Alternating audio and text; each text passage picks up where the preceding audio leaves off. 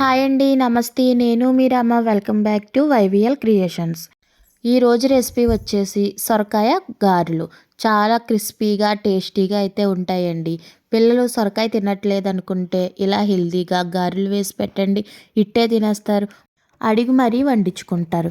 మరి ఈ సొరకాయ గారెలు ఎలా చేసుకోవాలో చూసేద్దాం. ముందుగా మిక్సింగ్ బౌల్ తీసుకొని ఒక కప్పు సొరకాయ తురుముని తీసుకోండి. మీకు కావాలితే సొరకాయని పేస్ట్ కూడా చేసుకోవచ్చు. అలానే ఒక పెద్ద ఉల్లిపాయ ముక్కలు, 2-3 పచ్చిమిర్చి ముక్కల్ని మీ టేస్ట్కి తగ్గట్టు వేసుకోండి. అలానే కొంచెం కొత్తిమీర, కొంచెం కరివేపాకు చిన్న చిన్న ముక్కలుగా కట్ చేసుకుని వేసుకోండి. ఇవన్నీ ఒకసారి కలిసేలాగా కలుపుకోండి. ఇవన్నీ కలిసిన తర్వాత సొరకాయ తురుముని ఏ కప్తో తీసుకున్నామో అదే కప్పుతో వరిపిండిని కూడా తీసుకుని యాడ్ చేసుకోవాలి. వరిపిండి అంటే బియ్యం పిండి అండి. పొడిపిండి అయినా పర్లేదు, తడిపిండి అయినా పర్లేదు.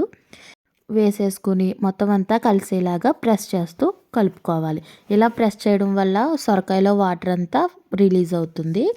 మనకి వాటర్ అన్నది ఎక్కువ పడదండి. సొరకాయలో వాటర్ని బట్టి మనం వాటర్ని అయితే యాడ్ చేసుకోవాలి. ఇక్కడ నేను ఎక్కువ వాటర్ని అయితే యాడ్ చేయలేదండి. చూసుకుంటూ వేసుకోండి.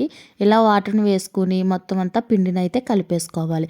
ఇలా ముద్దలా వచ్చేంత వరకు పిండిని కలుపుకుంటే సరిపోతుందండి.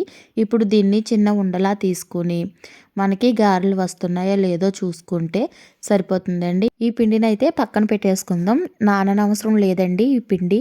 ఇప్పుడు స్టవ్ మీద డీప్ ఫ్రైకి సరిపడా ఆయిల్ని పెట్టుకుని ఆయిల్ వేడెక్కిన తర్వాత మనం చేతితో అన్నా లేదా పేపర్ మీదైనా నార్మల్గా గారెలు ఎలా వేసుకుంటామో అలా గారెలు ఒత్తుకుని వేసుకుంటే సరిపోతుందండి.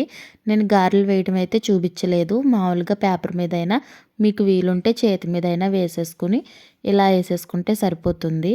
దీన్ని ఒకవైపు నుంచి కొంచెం కలర్ వచ్చాక టర్న్ చేసుకొని రెండు వైపులు మంచి గోల్డెన్ కలర్ వచ్చేంత వరకు బాగా ఫ్రై చేసుకోవాలండి. అవునట్టు సాల్ట్ వేయడం చెప్పలేదు కదండి. సాల్ట్ వేసే క్లిప్ అయితే మిస్ అయిపోయింది. సాల్ట్ని కూడా మీరు టేస్ట్కి తగ్గట్టు యాడ్ చేసుకొని పిండి కలుపుకునేటప్పుడే వేసుకోండి. చూడండి ఇలా మంచి కలర్ మారేంత వరకు ఫ్రై చేసుకోవాలి. చూడండి పైన బుడగలు కూడా తగ్గిపోయాయి కదా. ఈ మాత్రం ఫ్రై అయితే సరిపోతుంది. ఇప్పుడు దీనిని తీసేసుకోవడమే. అలాగే మిగిలిన పిండిని కూడా వేసేసుకొని మంచి కలర్ వచ్చేంత వరకు ఫ్రై చేసుకుంటే సరిపోతుంది. అంతేనండి. ఎంతో టేస్టీ సొరకాయ గారెలు అయితే అయిపోయినాయండి.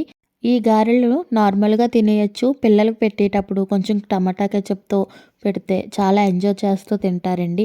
ఈ రెసిపీ మీకు నచ్చితే ఒక లైక్ కొట్టి షేర్ చేసి నా ఛానల్ని సబ్స్క్రైబ్ చేసుకోండి. థ్యాంక్ యూ ఫర్ వాచింగ్ అండి.